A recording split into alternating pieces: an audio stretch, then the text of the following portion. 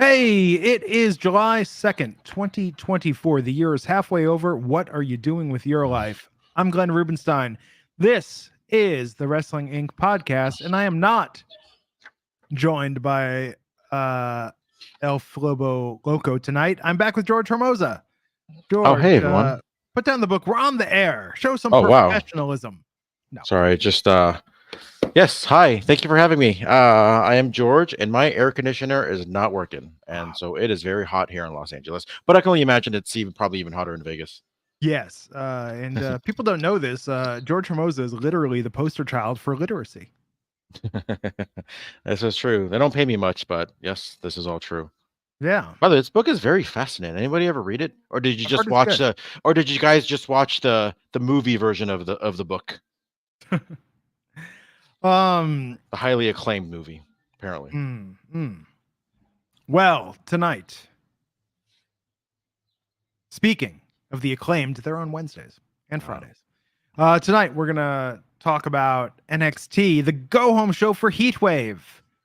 Fitting, insensitive though, perhaps. You know what that Americans means. having. Yes. What's that? Predictions. Oh yeah.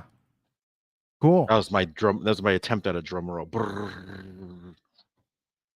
Um. Predictions. Okay. What's going on in the news? We'll talk about predictions at the end of the show, but what's going on in the news?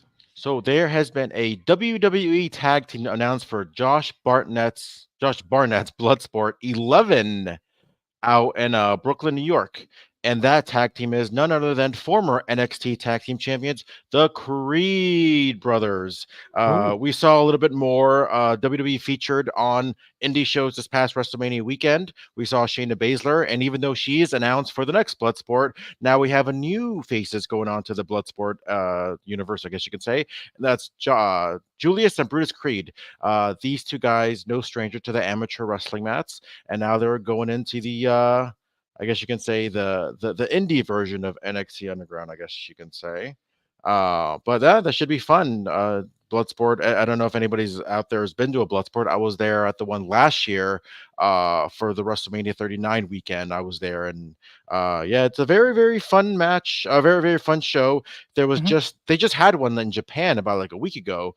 It was Moxley against Barnett, and I just saw a lot of pictures of Moxley with blood all over him. I guess no surprise. But yeah, it's cool things happening in the world of the indies. I mean, first, it goes without saying, Kumite above all. I feel like it's a little misleading. If there's no Kumite chant at Josh Barnett's Bloodsport. Also, it's funny, it's Josh Barnett's Bloodsport. Like, to distinguish it from all the other Bloodsports, we all know Kenny Rogers' Bloodsport, was quite popular. Excellent fried chicken as well. We the name Josh Barnett's Bloodsport always tickles me. Tickles your funny bone? Yeah, it's just funny. It's just funny you put the name in front of it. I think it's amusing that he hasn't had. I want to say with New Line Cinema coming after him for the name, because I'm sure there's a lot of people out there that are thinking, "Ooh, Jean-Claude Van Damme against what's his name, Kung Pao." Frank Duke. I believe it was Kung Po. Kung Po, there we go. Kung Po. Kung Po, yeah. Kung Pao though. That's Kung Pao, yeah. Also excellent chicken. Yeah, I'm kind of curious. A lot of the non-wrestling fans are seeing maybe they'll see like a random flyer. Maybe if they do it right, they'll see some flyer on their car. They're in a flyering process. Like, oh, this is interesting. Oh wait, this isn't a movie. But yeah. I mean, I guess like I said, it's Barnett's probably homage to the movie that we've all heard many great things about, and we all love the movie. I've never heard anybody that doesn't like the Bloodsport Van Damme movie.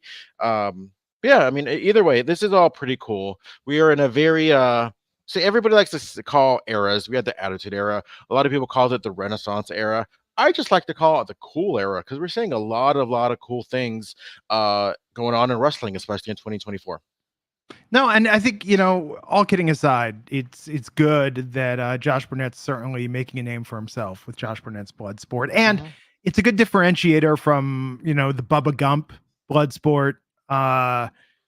Dave and Buster's Bloodsport, Ruth's Chris Bloodsport, which is kind of a little pricey, but quite popular as well. Although I've heard PF Chang's Bloodsport, up and comer. I'm sure there's going to be a Bloodsport coming up in your neck of the woods, coming up in April of next year. Oh, Josh Burnett's going to track me down. Like, I heard those jokes you were making about me. No, I'm sure it's you know, the Kumite is very sacred to me, George. I've told the story on the podcast many a time that I saw the movie Bloodsport as a child on VHS, as was the style of the time. Yeah. And then was having dinner with my father and his friend who was like a martial arts expert who had you know, trained in the arts of the Far East. And I'm asking him questions like, tell me about this Kumite. And he's like, what do you mean? And I'm like, well, Frank Dukes, the champion of the Kumite. And he's like, there's no such thing as the Kumite. And I'm like, that's how secretive it is that you can't even acknowledge its existence to me. And, you know, I think Frank Dukes doesn't get his flowers for inventing a completely fictitious tournament that he was the champion of. And God bless him. Yes.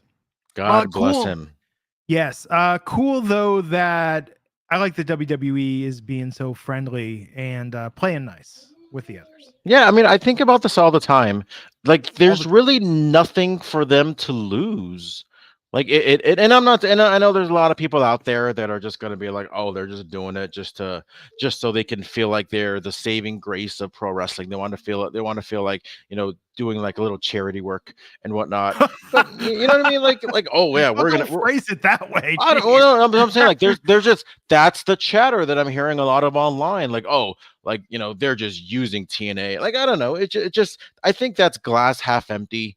I just like to think that they just want to just have fun in wrestling again. There's nothing wrong with that. There's nothing wrong with playing nice with others. Like, I just feel like a lot of people just want to find the bad in everything. And I'm just like, no, man, this is supposed to be fun.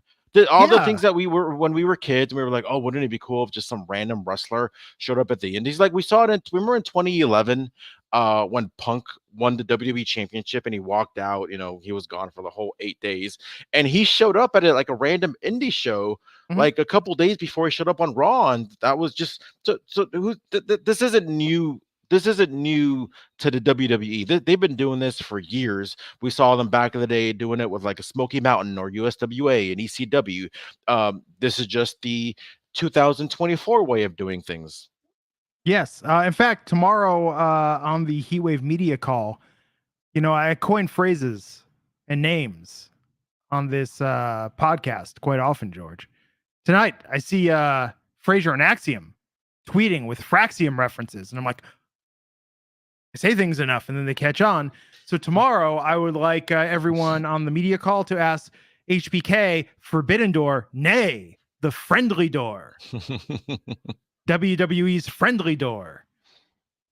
Yeah. I mean, I was thinking about it today too, where they should. I'm sure the loyalty is very much there, but AEW should try to get the host of Shark Week to show up, and just that one time, just like, hey, we got the host of Shark Week. All right, guys, well, watch Shark Week this week, and then that's it. We'll never see John Cena ever again in AEW, except for that one time. But just imagine if that were to happen, like it would. The internet would literally just explode. Yes. I mean, maybe wrestling Twitter, a small portion of wrestling Twitter. A large portion of wrestling Twitter, and but a small portion of the world. Of the world. Yes. But, you know, HBK, you know what his motto is come and knock on our door. We'll be waiting for you. Okay, good. You guys going to say Matt Kuhn or Flobo would have gotten that. I'm glad you got that, George. Oh, come on. Give me some credit. Yes. Well, you know, you're old. I'm old as well. Okay. Yes. I want all just references. I want people to pop Shawn Michaels on that media call tomorrow. So let's talk about what else is going on in the news. 3 more stars, or actually, shall I say, 3 more NXT stars follow Tatum Paxley's lead and cross the line. I guess that's what they call it now. They're crossing the line onto TNA Impact at the Against All Odds pay-per-view this past weekend. There was another open challenge. I'm sorry, that was Against All Odds was the names are confusing. I'm not even going to try to lie. But we saw, previously that being answered by Tatum Paxley in this past pay-per-view. We saw it get answered by Izzy Dame, somebody who we saw wrestle tonight on NXT. We also saw appearances at the tapings by Charlie Dempsey, and Miles Bourne. So we're seeing a lot more crossover in terms of WWE or NXT and TNA, TNA and NXT. Like I said, it's all really, really cool. Like really, there's really nothing more to say than that. I mean, there's plenty to say, but it's just like if people want to find the negative, you're going to find the negative, and that just goes to show more. That says a lot more so about them. Because I'm sure there's a lot more aspects in pro wrestling that they're negative in. For me, I love it. My only criticism when it comes to these kind of crossover things is I don't want the shows to be defined by that. The show should not be revolved around who's coming in next. Because at the end of the day, you're going to run out of people that can show up on whatever brand they want, they show up on. And it should be more so about the show itself and less about, I'm going to watch only so I can see who's going to debut or who's going to show up this time, who's going to cross the line. True. And Tatum Paxley showed up again at Against All Odds, and she said, "Take a look at me now." I'm a little extra tonight. No, look, I think it's exciting. Cross the line, that's good. Cross the line's good terminology. But no, I think that it's what's good about it is whatever Jordan Grace, whatever Mickey James, whatever anyone got compensated by WWE for showing up at TNA has earned 10 times that value in getting people to check out TNA. Yeah, especially what's their thing called? Impact Plus? Yes. I heard they've gotten a lot more subscribers in their, which is great. Like I said, it's a win-win for a lot of people. The WWE's at that point where they really have nothing to lose. It's like they're like the John Cena, where John Cena can come back, and he has come back, obviously, for the past couple years, and he hasn't won a one-on-one match since 2019. And we think nothing less of his legacy, of just his stardom, and whatever it is. With that said, like WWE can do anything that they want, and we're not going to think like they're losing out in any way. They're not losing business because somebody showed up on TNA or No. Or in some cases, is it DDT that AJ Styles is wrestling on? Oh no, he's wrestling on Pro Wrestling Noah, or is it ZO1? One of the Japanese promotion against Marufuji. We have Io Sky wrestling, and I think they're both happening on July 13th, which is a week from Saturday. But again, like this is all just so cool. These are all things that we wish would happen a lot more like 10 years ago. And now, and for anybody that thinks like, they're just not playing nice, or else they'd play with AEW. Like, come on, let's be real. Like, it takes two to tango. But also like let them do that. Like if I was AEW, I wouldn't want that kind of deal as well, because I wouldn't want the success of my show. And we saw it a couple months ago. I wouldn't want the success of my show to revolve around a WWE guy or girl, because now look at what happened. Then they're consistently being I guess blasted because the highest rating that AEW got recently was the one that had CM Punk on it, that didn't even work for them. So AEW, obviously they're trying to find their identity, and I think they're doing a good job. This isn't a bash AEW rant, because I think they're doing great. They had a great pay-per-view this past weekend, but yeah, I'm just saying, like, the WWE's playing well with others because it makes a lot more sense too. I'm gonna say something deep and profound right now, so I want the audience to prepare themselves for that. TNA is like Dr. Pepper. It is not owned by Coke. It is not owned by Pepsi. In some markets, it's bottled at a Coke bottler. In some markets, it's bottled at a Pepsi bottler. Dr. Pepper does what's best for Dr. Pepper. You can't own it. You can't tame it. It is its own animal. That is TNA. Do you think this is equivalent, or maybe more or less, to their, I guess you can say, partnership? Maybe that's kind of pushing it to what they had back in the day with ECW back in the mid to late 90s. Like, is that different than what we're seeing today with TNA? I think that's greatly overstating the importance of TNA in the matter, but because TNA has its diehard fan base, but this is the best thing that's happened to TNA in a while. Because I mean, I look back and this was a lot. Speaking of the rise and fall of ECW, like a lot of the maybe narrative that was being mentioned then was WWE was more using ECW as a platform to bring in stars. Yeah.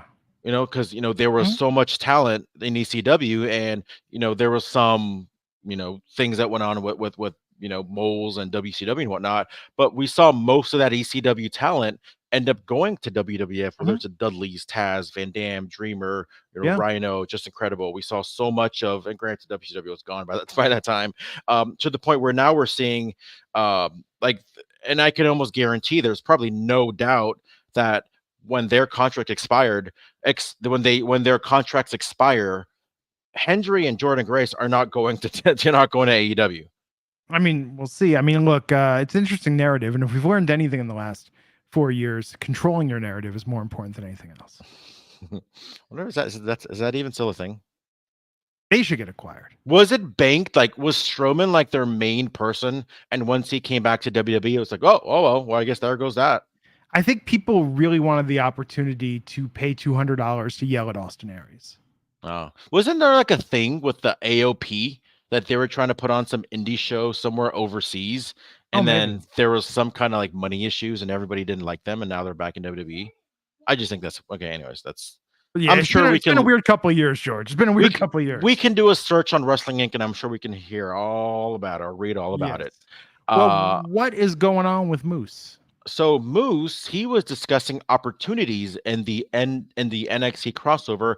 He quoted, "It's a big deal for TNA, and it's a big deal for the guys who have been lucky enough to make that crossover and do stuff with them. I don't know much about it. I try not to look into those things and get my hopes up or think much about it. But whenever it happens, if it happens, I'm happy for my friends with Jordan and Joe, who has gotten a chance to do stuff with them. They did great. I mean, look at Joe, overnight star, not an overnight star. That guy's been working his ass off for like over 10 years after his appearance. And Frankie, Frankie Kazarian, by the way, I'm miscalling him. He's a good friend of mine. And I try not to think about it. I try not to put my hopes up. I just do what I do until I hopefully get a call." So Moose, clearly he wants to maybe be somebody that crosses the line as well. And personally, I think it's only a matter of time. I think Moose has been great. He's been one of the unsung heroes of TNA for the past nearly a decade. And yeah, kudos to him. I think he's getting his flowers. He's the current TNA heavyweight champion. And like I mentioned, I want to say it's only a matter of time before we see TNA in some sort of WWE or NXT ring. Yeah, we'll see. Speculation is exciting. Speculation is 90% of being a wrestling fan. It's always fun. It's just fun to this is something that we can always talk about, whether it's here, whether with our friends, whether it's texting, whether it's, some group chatting, group messaging. It's always like, especially in these kind of live settings. And we already know that this Sunday is going to be a hot crowd. Toronto is, I feel like they're going to rise to the occasion that other American crowds don't when it comes to WWE shows. There'll be some definite yeeting this weekend in Toronto, but also you have some of this these home province heroes and Ethan Page and I was gonna say Ty Dillinger and Sean Spears. But I wouldn't be surprised if we see some kind of TNA presence this weekend at Heatwave. Yeah, let's see. Let's see what happens. It's exciting. Speaking of which, tonight. NXT tonight. Let's talk about what went down. The go-home show for Heatwave happening this weekend. Wait, what day is Heatwave? Sunday. It's the day after Money in the Bank. Yeah. Isn't that interesting? Yeah, gone are the days where we'd see an NXT takeover the day before, and now it's looks like the NXT takeover is the WrestleMania of the weekend now. Yeah. Weird.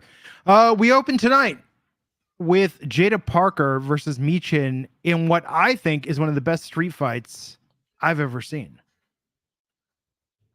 I don't know what it is about. Michin, Mia Yim. Why is she, tell me I'm wrong. And if you are more than happy to disagree with me, Michin does not work on the main roster. Well, because they don't book her in spots like this. I mean, now granted, that being said, there was a time on this very podcast a few months ago where I said Michin actually had the most competitive losses of almost anyone on the main roster. They were giving her matches that seemed like it would be a squash, but they were giving her like 2 to 3 minutes to show what she could do before she lost.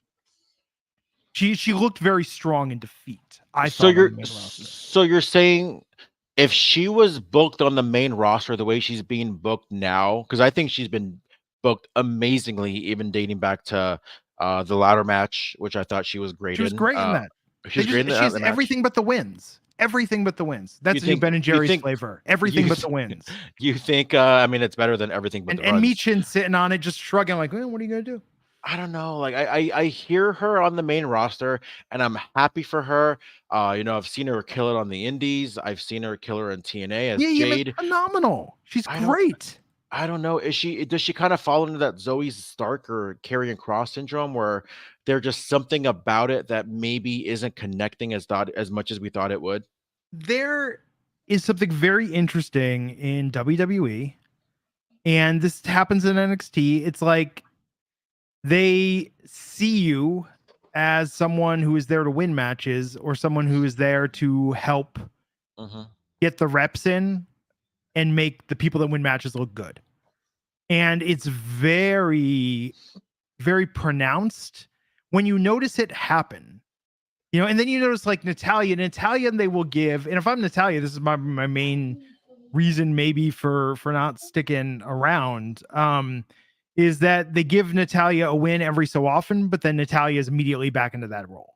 And I think with Michin, she's just not getting the wins. But tonight, that with the sock and whipping with the sock, like that was this was a fun street fight. Street fights are normally super boring, and they bordered on overdoing it, but the slamming through the barricade, through the wall, like Bugs Bunny, I like that. Yeah, I'm not gonna repeat a broken record or sound like a broken record and just praise all things Jada Parker. My question Jada looks great. Sorry, continue. Oh, Jada was great. How frustrated do you think it is for maybe some of the crew to be like, ugh, they broke the wall again. First Braun, now Jada. Like now we gotta fix it again. That's not how it works, George. They set up a breakaway wall. They don't. No one's out there with drywall right now. So you think they just have, and I'm talking in the world of kayfabe.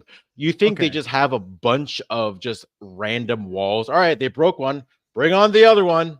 Yes, absolutely. That's where most of their budget goes. I always want to do this. I always want to do this like segment, by the way, like because I always say in the land of kayfabe, but like say it like Conan O'Brien, like in the year 2000. But I'm like in the land of kayfabe, and just ask all these questions within the world of pro wrestling, and just be like, oh, do you think they all say hi to each other? You think like where does the ref, things like that? Just things I wonder all the time. Or the faces and the heels, like they punch out in the clock and then they go get a drink together, and they're just like, well, off shift for the night.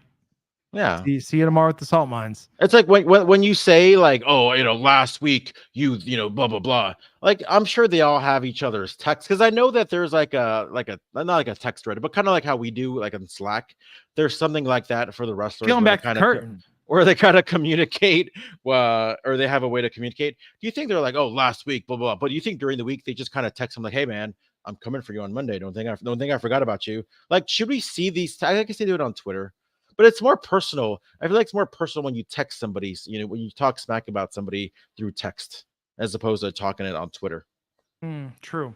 Well, like Alicia is saying, I liked Mia wearing the black and gold NXT shirt. That is money waiting to happen. They need to do that before they go to the CW, before they could do something weird. Karrion Kross doing the black and gold never dies. We need a black and gold versus 2.0 era NXT TV event. Like that is going to be great. But look, the street fight tonight was a lot of fun. I recommend watching this. Jada Parker got the win. And this is the thing, Michin, like, Mia Yim made Jada look really, really good. Michin also looked good. And what I'll tell you is I think her credibility, aside from like if you are not an astute watcher of the wrestling, if you watch a Mia Yim match, you think she's very talented, and each loss is something that could have gone either way. It's only if you look at the meta top-down view that you're like, well, they don't book her to win very often. which is where it gets predictable. But I think she could still have a great winning streak and run if they ever wanted to do that, but that's just not the role they see her in. But that being said, you know, she's been back with the company for a while. She's doing well. Like, there's something to be said for having a career. I think I mean, at the end of the day, it's whatever she wants, whatever that person wants. Because for me to say, oh, she needs to change her character, she needs a this, and because what the hell do I know? But if she wants to be in the main eventer, she needs to do this or she needs to do that. For all I know, she's probably perfectly content with being exactly where she is, and there is nothing wrong with that. Yeah, absolutely nothing wrong with that. AJ Styles is very well paid, and his friends are employed, and he gets to hang out with them to lose to Cody Rhodes, Roman Reigns, Seth Rollins, etc. Yeah. And put on great matches and still be treated like a top star, even though he has not had the dubs much as of late. The dubs sounds like something you don't want, but in this case, the dubs is something you do want. I still think before the year's up, he becomes TNA World Heavyweight Champion. That would be then the WWE is definitely buying TNA or a stake. New Day will be TNA Tag Team Champions by the end of the year.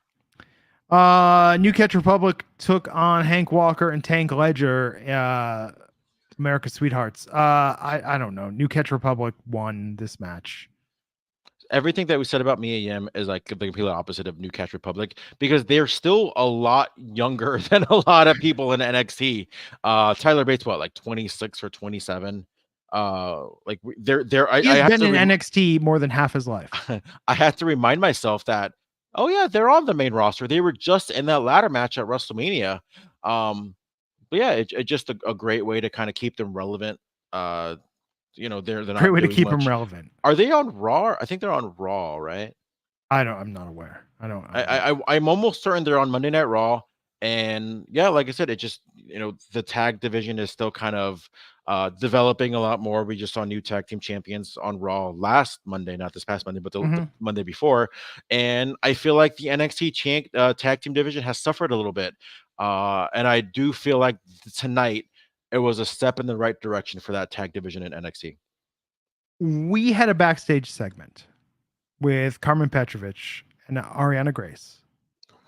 And I'm going to proclaim that Ariana Grace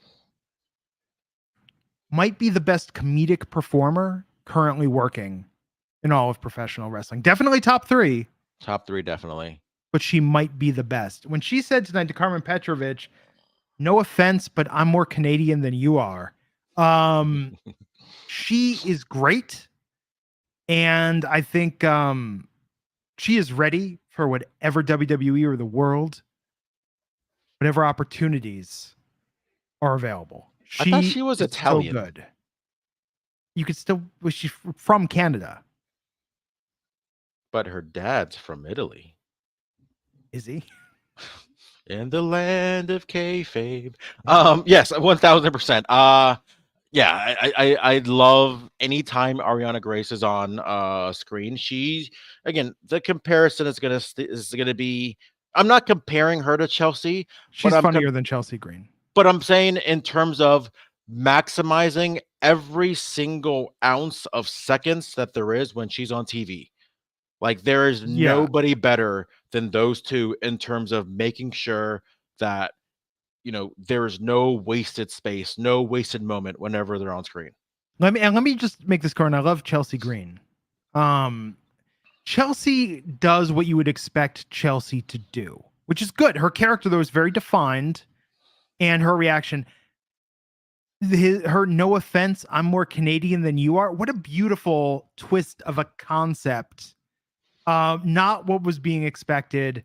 This was so well done. And I think that I don't know that any other performer, even Chelsea Green, could have delivered that in such a real way that it was just great. It was beautiful.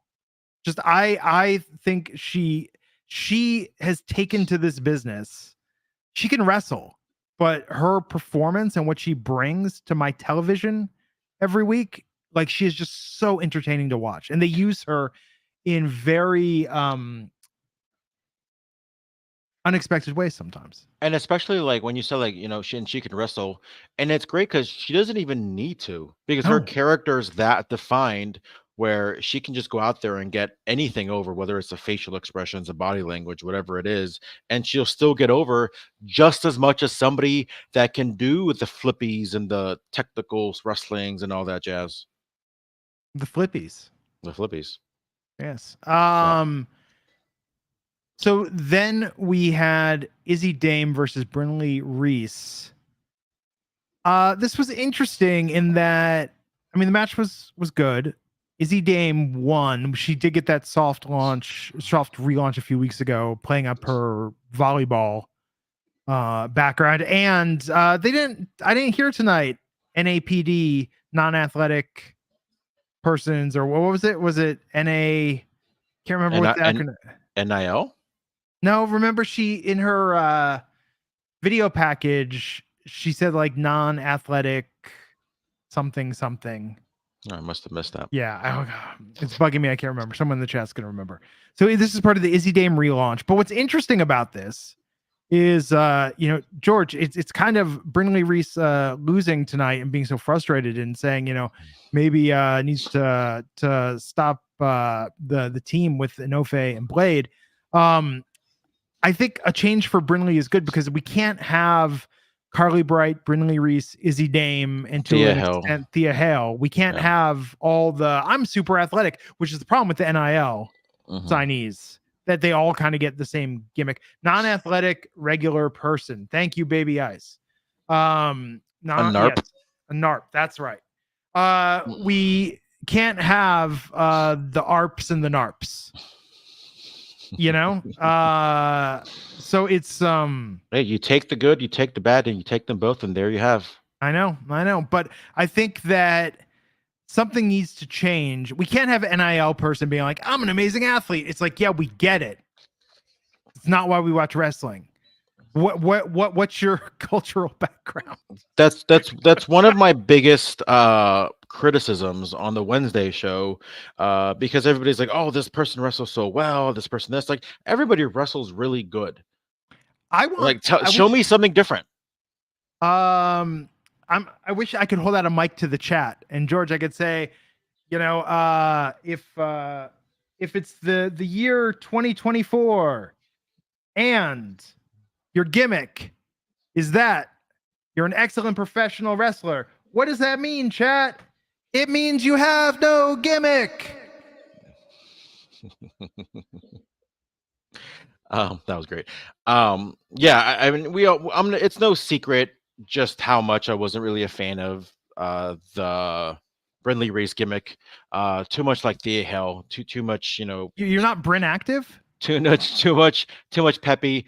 But I will too peppy. But I will say the after segment really intrigued me because you saw like some kind of development with the character in terms of, just tell me that you don't want me around or something to that extent. I've been very critical about Idris and Malik. But that's more semantic. Just that's more like, give me a name. Just give me any kind of tag team name, anything, just to show me that you guys are a team, not just what I see on TV, but show me that you guys are some kind of a united front. So yeah, I this has got me more invested into them than anything else I've seen from either one of them in the past year or 2 years, however long they've been around. Yes, she needs to become Bryn Raged to become Bryn Credible. That's the key. But so Izzy Dame wins this round of the Secret Wars, where there can be only one. The crisis of limited gimmicks, not infinite gimmicks. Izzy Dame has probably the best RBF. I know what that means. Yeah. Like, I don't see her being a babyface anytime soon. And I like Brinley Reese. I heard through the grapevine Brinley Reese is a fan of this podcast, or at least she's heard of it before. So I mean, Brinley, I love we're you rooting too. for you. Yeah, we're rooting you're great. For you. Yeah. Then we went to the Chase U classroom. And oh, this gave me such joy, George. We're back in Chase U. We're back in the classroom. Andre Chase is talking about teachable moments. He's talking about history with the Street Profits retaining in Toronto. It was nice. And everyone's feeling the vibes at Chase U until Ridge Holland is exposed for helping the cheat to win the match. He wasn't excused. I don't know if he maybe doesn't get to go to Toronto. But I like that there's some Chase U, some classic Chase U in advance of their tag team championship match against Fraxium at the Heatwave. One of my biggest regrets in life, Hmm. aside from not going to the only ECW pay-per-view that existed in Los Angeles, and it was on my birthday. I don't know why I never went. But that's not signing up for Chase U after high school, because I would totally ace that pretty much almost every class. If they're talking about championship wins in Toronto, oh my God, I am so good at championship wins from Toronto. I'm going back to WrestleMania 6, Warrior against Hogan, Demolition beating the Colossal Connection. They mentioned DIY defeating the Revival / FTR. Yeah, so when they were discussing this, if this was a Jeopardy category, I would have nailed every single question, or I guess you could say answer with a question. Yeah. Love this segment. Then Roxanne Perez and Lola Vice met inside the ring ahead of their championship match. Takeover Heatwave. It's still Takeover to me, damn it. Always. Lola Vice with the babyface turn of all babyface turns tonight. Yeah. And still attacked the security after that. So this was obviously very emotional for Lola. It's hard to be critical about anything because this is real life. We're not, now we're escaping the land of kayfabe, but this is real life. Yeah. My only thing is, while I applaud her for being so brave and letting people know and opening up a lot more of who the Lola Vice character is, I feel like the best is when you're able to combine that real life with that pro wrestling aura around it. And I feel like it was too much of the real life. And maybe she couldn't help it. Maybe obviously emotions got the best of her, and that could have all been legit. But it feels like we saw too much of the real life, and I feel like Roxanne could have been. She mentioned something like, for example, I like her response where, like, yes, I applaud your story, but everybody back there wants to call their mom after they win a championship. And that was such a good like rebuttal to everything that Lola said. But then there was nothing else pro wrestling that was after that. It was just too much real and not enough like I'm rooting for Lola, but I wish there was a little bit more, more of a back and forth and a wrestling standpoint as opposed to the real life aspect of it. Yeah, we'll see what happens. I could see Lola winning. I think she would be good as champion. I think she's entertaining. Huge connection with the crowd. That was the real.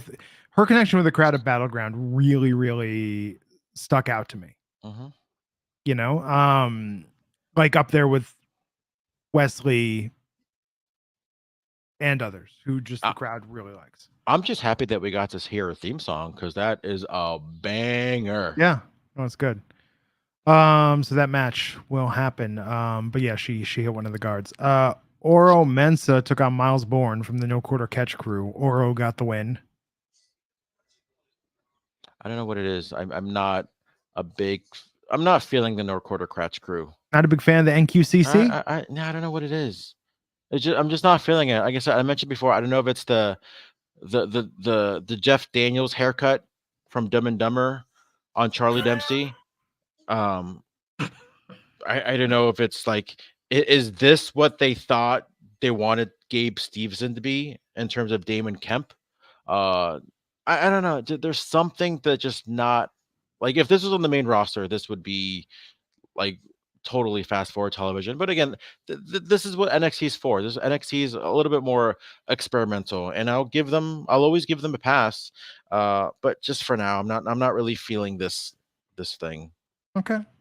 Yeah, we'll see. I mean, I think there's an audience for this, but the NQCC is the most AEW thing on They NXT. they are. This is gonna sound so bad.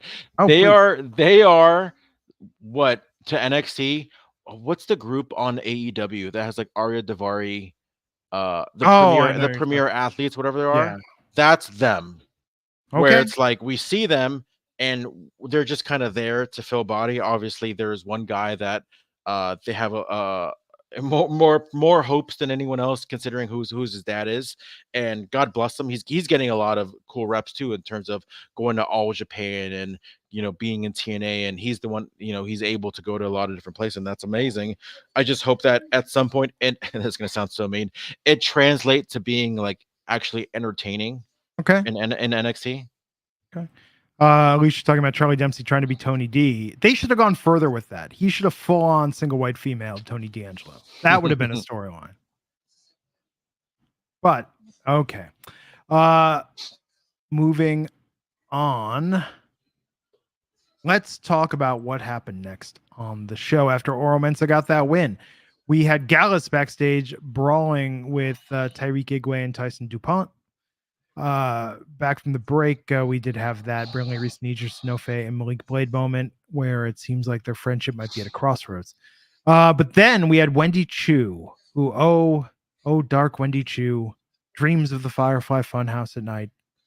I just assume with it wouldn't surprise me if they end up going that route.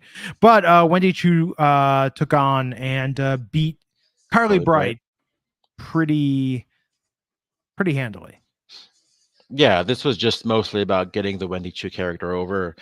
This was Getting fun. over. Wendy Chu is over. Yeah, getting her more over than when she already is.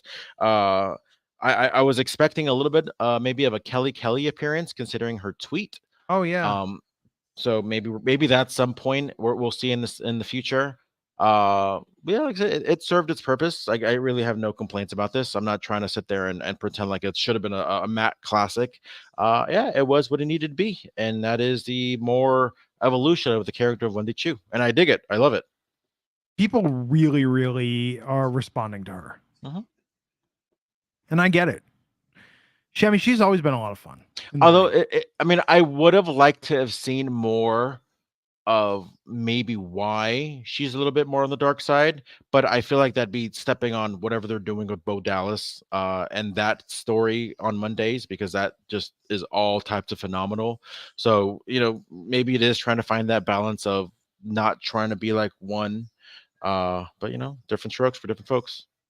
I had to leave the room during the broadcast. Did they show the Shawn Michaels Brooks Jensen video they posted on Twitter? Okay. Yes. So they addressed on TV what's been happening with Brooks Jensen and his rogue appearances.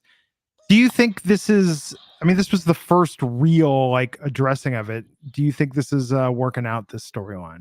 I think so far it has worked out. Now it's all about the execution, and that's going to fall 100% on Brooks Jensen. Yeah, we'll see. I anticipate there'll be something that happens at Heatwave with that. Yeah, well, I think they announced that they were going to have he was inviting Brooks Jensen to NXT next week to have a meeting with Ava. Okay. So we'll see how that goes. I don't think he's going to have any kind of presence at Heatwave, but I do think they're already planning something out for next week's NXT. Okay. Well, we'll see. We'll see what happens. So I re-entered the room when this was happening. Carmen Petrovich versus Jasmine Nix with JC Jane. Carmen Petrovich, less Canadian than Ariana Grace, and lost to Jasmine Nix. This was another one. I liked it. I liked it. We have two ladies that two women, two females that are really good. I feel like sky's the limit for both these women. It's different kind of seeing Carmen by herself, especially with having that natty presence for that she's had last month or so. So now she's got to go solo. Now she's got solo. It's going to lead up to a later segment. Yeah, JC Jane I think is highly talented, and it's only a matter of time before she becomes hopefully NXT Women's Champion. Why do you think so? She's somebody that I don't think we've realized how long she's been there. trying to think, has there anyone been there longer than her now? In general. Now that Tyler Bate finally got called up. Yeah, JC was signed before Gigi Dolan was. Yeah, because she was like the very last, like she was on like the last or second to last show of the Black and Gold. So that just goes to show how long she's been in NXT 2.0 for. I guess her and Gigi, but Gigi's hurt, and we're seeing a lot more JCG on TV. Which, by the way, her look is a lot more menacing now with the Cody Rhodes mask and everything. The 2 masks, yes. Mm-hmm. I mean, if 1 mask is menacing, 2, oh my god, look out. So there's gonna be a tag match with JC and Jasmine versus Carmen and Ariana Grace. So the Canadians are going to be on the pre-show. That's going to be fun. Yeah, I'm hoping that the Toronto crowd, which I'm sure they will gives, because I'm sure she trained at Santino School, which is in Toronto, right? Did she? I mean, I guess it would make sense. Yeah, it would make sense. I don't think the first time she ever stepped in a ring was in NXT. I mean, I'm just gonna assume that was probably her first experience being there. So, it's always cool to have a little homecoming. I can't remember his name. The DJ. Oh, Eddie Thorpe. Yes, Eddie Thorpe. He got into it backstage with Lexis King.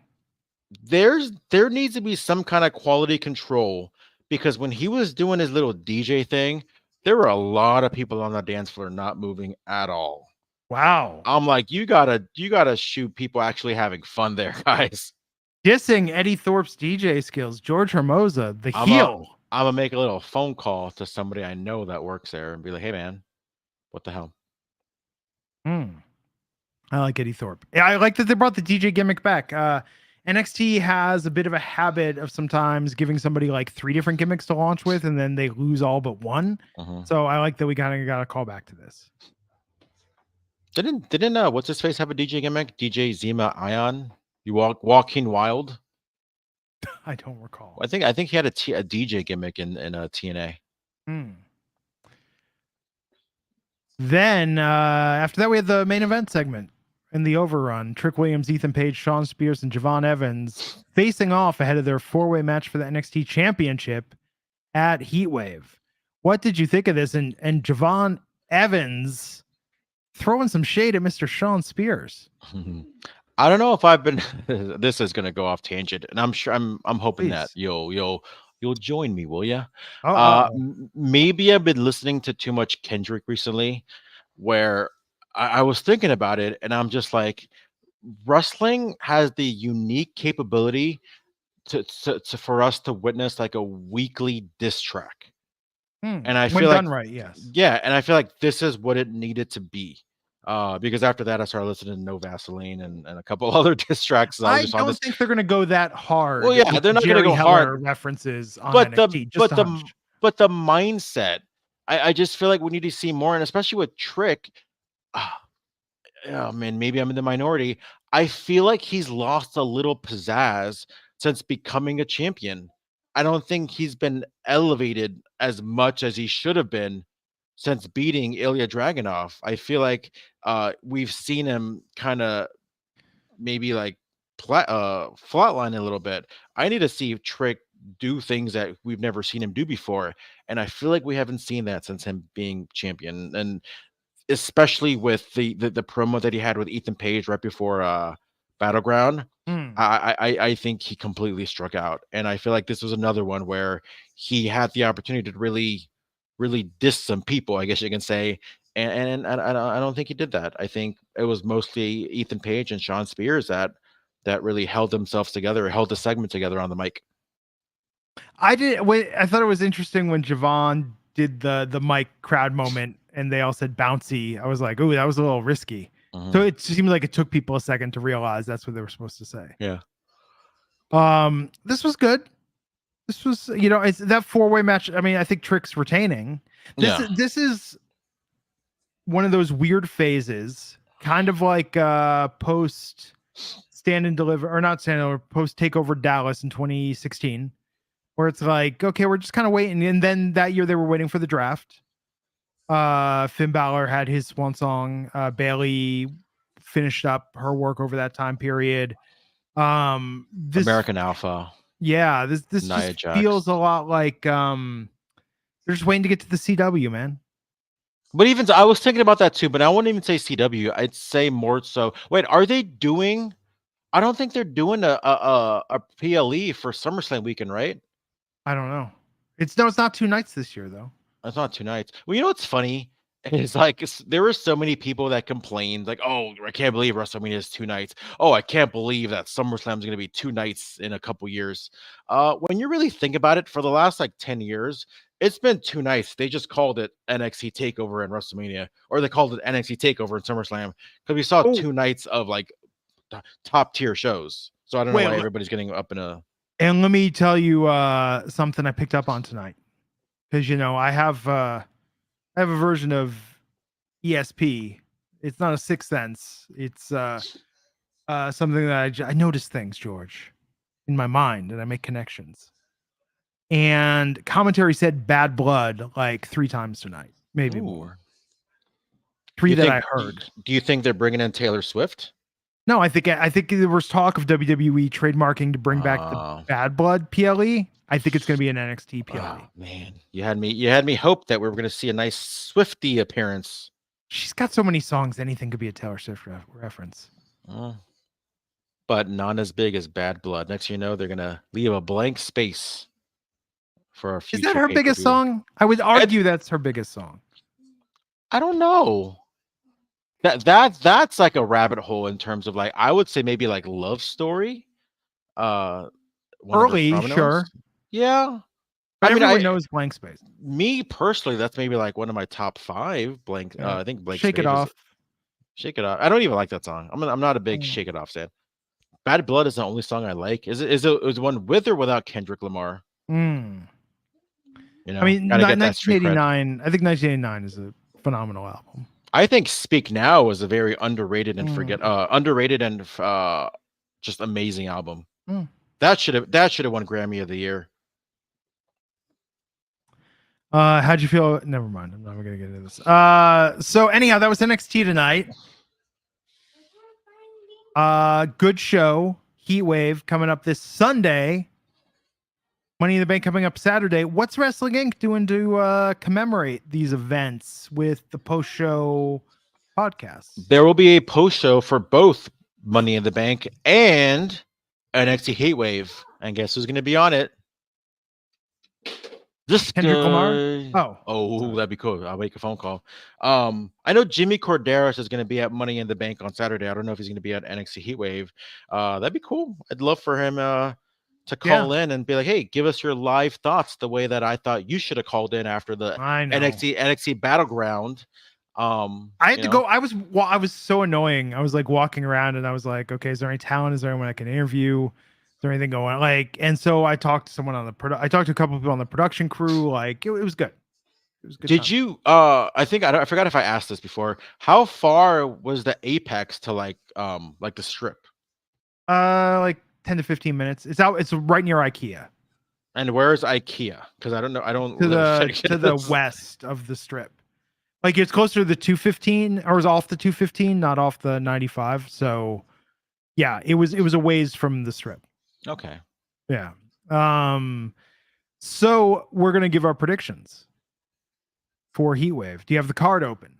I can have the card open. I got it here. Let's talk about Fraxium. I can't believe they're using that. I swear I said that. I pulled that out of thin air a couple weeks ago. Or do you want to do the pre-show first? Oh yeah, we could talk about the pre-show. I think the baby faces. I think Petrovic and Grace are getting the win against Jane and Nyx. I'm gonna go with Nyx and Jane. Okay. You can't. I mean, you can because they do it all the time, but you can't just have like a random like tag team just beat an established one. Like they're Canadian in Canada. That's a superpower. That's a buff. But this is the first time they're working together. You know. I don't know. I mean, the Fabulous Rougeau brothers had a few losses in Canada, but then again, they faced the Hart Foundation a lot, I'm sure. Do you think they get a real Canada entrance and are walked out by a combination of members of Bare Naked Ladies and cast members from Degrassi? Hopefully, and Alanis Morissette. Oh, okay. Sure, we'll toss that in. You know, it was just Canada Day. The people are still celebrating. Oh, wait, Alanis Morissette is Canadian, right? Yes. Okay, I think they'll be head over feet if she shows up. You know, I'm surprised Orange Cassidy never came out to Hand in My Pocket. Solid. Yeah. Solid. What do you I guess think? because she only has one hand in her pocket as opposed to two. Okay, True. sorry. I'll stop. I think Ariana getting a big win. She can do her beauty queen parade wave. Like, it would be lovely. There is probably more money to be made in them winning, just so Ariana can brag about how she, even if she doesn't score the pinfall, she can claim that she was the cause of the victory, and she can use that going forward. She could say they threw her a parade in Canada, across all of Canada. Yeah. Okay, who do you think is going to win between Fraxium? Can't believe they use that on Twitter. Fraxium versus Chase U. Well, we didn't talk about it today, but it just seems like there's this kind of hot and cold relationship with Fraxium in terms of you have Nathan Frazier prepping for his match on WWE Speed with Xavier Woods, and that's kind of coinciding with them actually being the current tag team champions. With that said, I'm gonna go Chase U. I think they are pulling the trigger once again on Chase U. It feels like they're hot and cold. We saw them win the tag team champions tag team championships like about a year ago or so, and I feel like they're gonna do a lot more in this new title reign that they're gonna have. Yeah, I think that they like Chase U needs this. Chase U needs it, but also like it's still planting a lot more seeds of whatever is going on with the Fraxium thing. On like, oh, we lost because you were too focused on your match on Speed or whatever it is. Yeah, that sounds different when you say it out loud that way. But that's a Degrassi episode. You know. Do you think Drake will show up? Probably not Drake. I think they might be able to get the guy that played Craig. Maybe Paige Michaelchuk. I have no idea who these people maybe are. Spinner. Maybe Degrassi Toby. was like right after my generation. Which one? Well, there's the original Degrassi Junior High or all of Degrassi them. Street, so they could get Joey Jeremiah like in the original. Because I grew up with like Saved by the Bell and California Dreams. Okay, so you were right after the original Degrassi, right before the new one. But I like as an adult, I watched the new Degrassi. But like I didn't even know what Degrassi was. Oh. Like, what channel was it on? It's on PBS originally in the US, the original one. PBS? Well, it was on the CBC in Canada. They showed it in the PBS in the US. But then Degrassi The Next Generation was on the N, which was a Nickelodeon channel for teenagers. I mean, the only show that PBS ever did that was really good, aside from The Obvious, was Where in the World is Carmen Sandiego? Okay.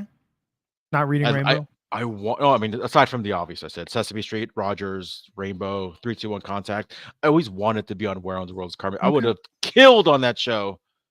But maybe, well, Rockapella is still out there. Oh my God. Rockapella is one of the most underrated groups in the history of the world. They did history of the world. What other theme song did they do? I don't know. They did something else that was like very, very like notable. Okay. Well, we'll figure that out. So Obafemi is going to take on Wes Lee for the NXT North American Championship. If Wes Lee loses, this is it. I've said it before.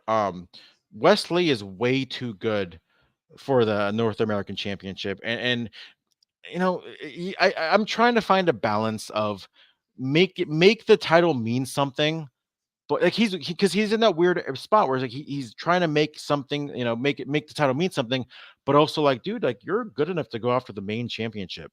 Yeah. I mean, and I think he will. I think that's next.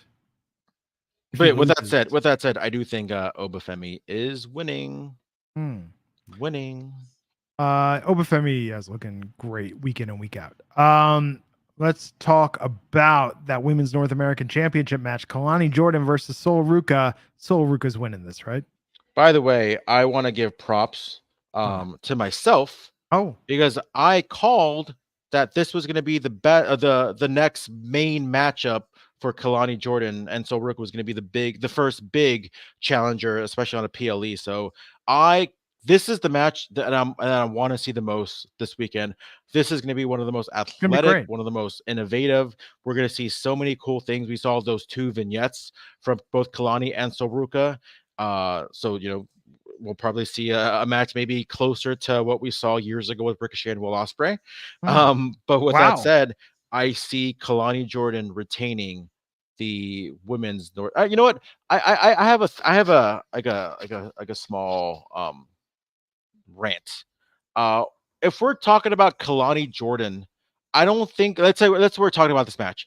I don't feel like I need to say, oh, she's going to retain the women's North American Championship. It should just be the North American Championship in regards to, you know what I mean? Like, oh, so Kalani is going to retain the NXT North American Championship. And there should be no confusing on, oh, well, you didn't say women's, or do you mean like, no, you know exactly what I'm talking about. Like you personally, but the people that I'm sure. Yeah. The folks out there, the fellas out there. Did that. They remember they made that deal with the NXT Women's Championship where they were like, it's just the NXT Championship.